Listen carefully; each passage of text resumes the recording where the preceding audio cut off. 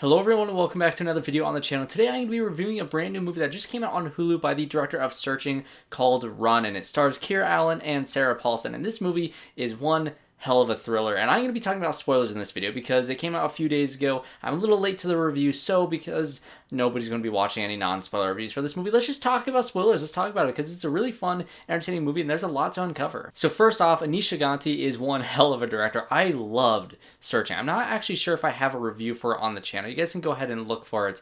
If I have one, I'll link it in the card up there in the corner, but I love Searching. It's one of my favorite movies. It is intense. It is extremely well made. It all takes place on a computer screen, and one of my favorite aspects of that movie is behind the scenes of how the entire thing, no screen recording was made. They made all the elements, and the attention to detail in that movie is incredible to the point where there's a whole backstory, like alien invasion plot happening in the background of that movie, and it's incredible. That movie's extremely inventive, great performances. I love John Cho, and this movie is no different. It is extremely intense and suspenseful. A lot of people are comparing it to old Hitchcock movies, and I would tend to agree with that. The suspense and the thrills in this movie are so great and so heightened. It's excellent, and this is a more generically made generic's a wrong word, but a more traditionally made movie than Searching was. So obviously that movie was all on the computer screen. This movie, Chaganty can actually move around the camera, and he can do fancy camera movements, and he can have, the different things happening out in the real world instead of all of it taking place on the computer screen. And there are a couple of research scenes in this movie where it goes back on the computer screen and you have that same type of attention to detail. There's one great cameo in this movie. It was from the famed fish and chips from Searching, the stock photo model that was used in Fish and Chips in Searching. That actress came back to be in another stock photo for a different company, I guess, online. That I caught that immediately. And I bet there's so many more Easter eggs. I was waiting for like somewhere in the background there to be like a TV showing like the news coverage of Searching.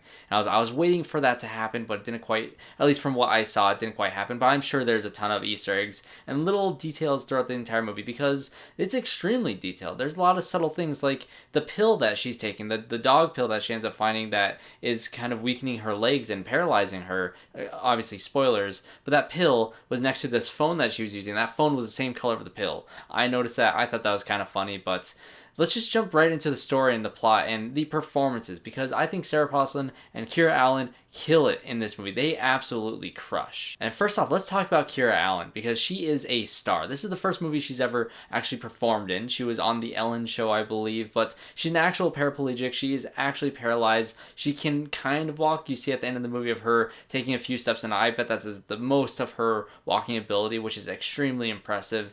And her entire performance, the raw struggle that she feels, like about 10 minutes into the movie, I was kind of thinking that maybe she actually is, she actually needs the wheelchair, just the way she was moving and just how authentic the movie seemed. And I love that aspect of the movie because this movie feels so authentic and so, I kind of want to use real in terms of the struggle that she has as a character. That felt very real. The actual situation, I'll get into my negatives. It kind of got a little over the top at some aspects where you can really poke holes in this movie. But for the most part, her drive and her discovery of this mystery that's happening, the unraveling of all this, felt very real because you bought that she was extremely smart. You bought that she was this inventive and this clever and that she can, figure out how to get out of her room and crawl on top of a rooftop without having access to her legs and breaking through a different window to get into the other apartment just so she can get back to her room to get her inhaler. That entire sequence was my favorite in the entire movie, and it is just incredible. And Sarah Paulson, on the other hand, was a crazed, obsessive mother, or I guess mother, who, I will say the opening shot of this film was haunting. I absolutely loved. This movie kicked off with just like a gut punch, because you see somebody's on a medical table, you can't quite see who's on it, there's a bunch of doctors surrounding it, one doctor leaves, and you see it's a very, very small infant who's just struggling and holding on to life, and you see Sarah Paulson reacting to all of this, and it is absolutely crushing. And you get to see as the movie progresses of her different motivations of how, her child ends up dying after about 2 hours of being alive, which is extremely heartbreaking, how she kind of snapped in that moment. She reached her breaking point. And I wish I got to see a little more backstory of all this, because I think some of my flaws kind of lie into the fleshing out of the relationship between her and her daughter, or her before, she kind of snapped and went crazy. Was she always crazy, or is this just a consequence of this traumatic event that happening to her? Who knows?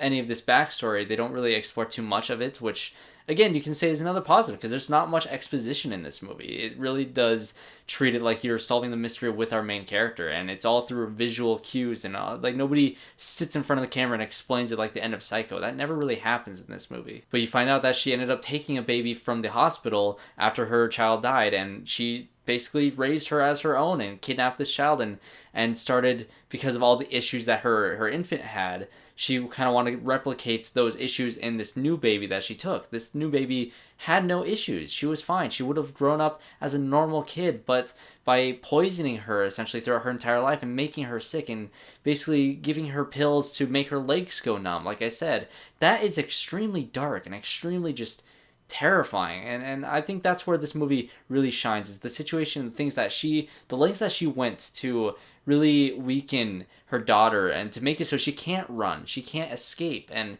how difficult and how much drive she needs to actually be able to do so in the end. That entire aspect of the plot was awesome. I loved all of it. I think where this movie kind of falls into some pits is some of the logic behind it. I think her running away with the baby, yes, that is probably very possible. You can probably escape a hospital with somebody else's baby, as terrifying as that sounds.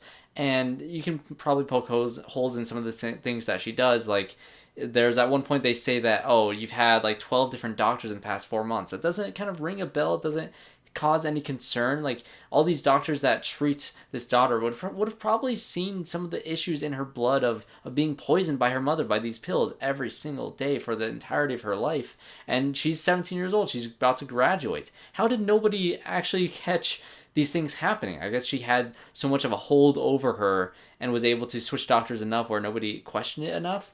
I think you can kind of poke holes in that, but let's just move on from that. But then at the end of the movie, when, you know, she drinks the poison, she gets into that room, the daughter gets into that room and crawls in there, and there's all these different poisons in there, and she decides to drink one of them because it's lethal, and she believes that her mother is, Sarah Paulson's character, is going to, she believes that she needs her in some way. So if she drinks this poison and she's about to die, that she will have to call the police and bring her to a hospital, and she can get away that way. And that does happen.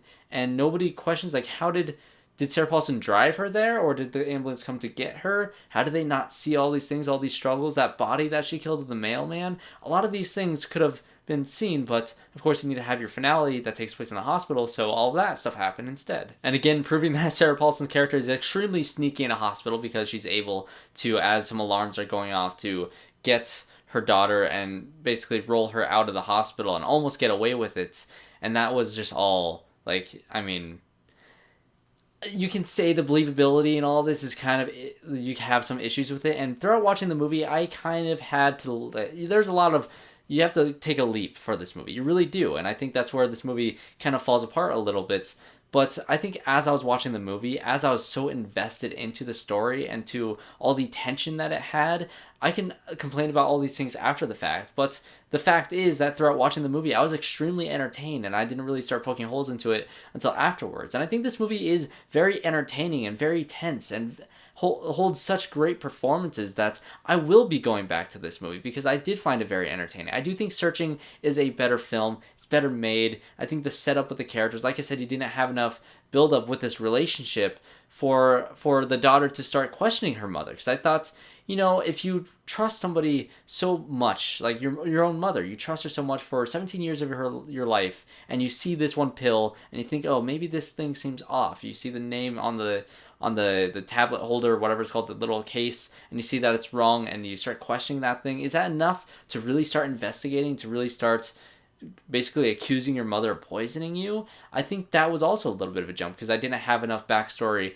of these two having more of a relationship. And I think an extra 20 minutes could have done a lot of the stuff that I just mentioned and really fleshing out the entire story. So I wanted to get in depth with spoilers, because, you know, I wanted to talk about some of these things. So if you have any questions, have any little details you see, Easter eggs throughout this movie, definitely comment down below. If I missed anything, let me know. I'd love to talk more about this movie. I found it extremely entertaining, and so definitely go check it out if you don't care about all the spoilers I just gave. It's a fun ride. So thanks guys for watching this video. Subscribe to the channel. I've been doing a Mandalorian series. Every week I review the new episode of The Mandalorian, and a little possible spoilers, but next episode might have Ahsoka in it, so I am extremely hyped for next episode, so stay tuned. I'll have that review up super early in the morning because I'm going to stay up super late because I don't sleep. As you can see, it's 1:52. So thanks guys for watching. Subscribe, leave a like, comment down below, share it to the channel, show the channel to everybody else, and I hope to see you all in my next one.